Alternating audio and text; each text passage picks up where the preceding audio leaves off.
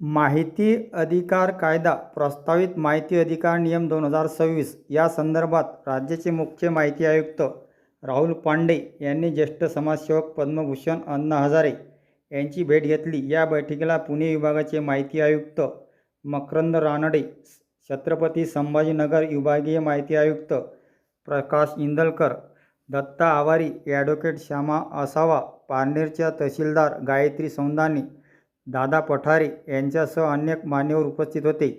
बैठकीदरम्यान मुख्य माहिती आयुक्त राहुल पांडे यांनी माहिती अधिकार नियम 2026 योग्य असून तो लागू करण्याची भूमिका मांडली, तर माहिती आयुक्त मकरंद रानडे यांनी नागरिकांनी न्यायालयात जावे असे मत व्यक्त केले। माजी माहिती आयुक्त संभाजी सरकुंडे यांनी हे नियम कायद्याच्या चौकटीत बसत नसल्याने नागरिकांच्या अधिकारावर गदा येऊ शकते अशी चिंता व्यक्त केली। ॲडव्होकेट श्याम असावा यांनी गेल्या 20 वर्षात शासनाने माहिती अधिकार कायद्याची पुरेशी जनजागृती केली नसल्याचा आरोप केला। यावर पद्मभूषण अण्णा हजारे यांनी प्रस्तावित नियम तातडीने स्थगित करण्याची मागणी केली। तसेच नव्याने समिती स्थापन करून माहिती अधिकार क्षेत्रात काम करणाऱ्या अनुभवी कार्यकर्त्याची मते विचारात घेण्याचा सल्ला दिला। सरकारने हे नियम मागे घेतले नाहीत तर आपण उपोषणावर ठाम असल्याचे अण्णा हजारे यांनी स्पष्ट केले।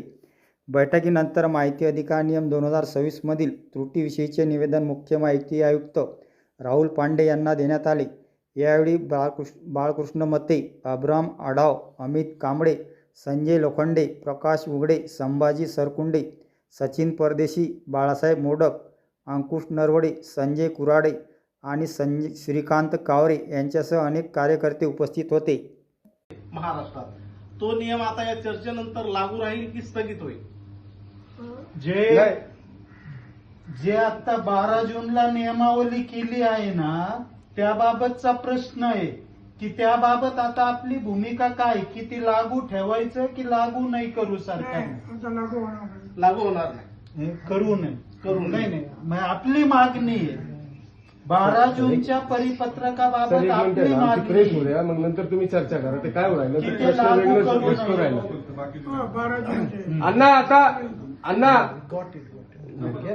आता 12 जूनच्या संदर्भात तुम्ही ज्या मागण्या केल्या होत्या, तुम्ही ज्या मुख्यमंत्र्यांना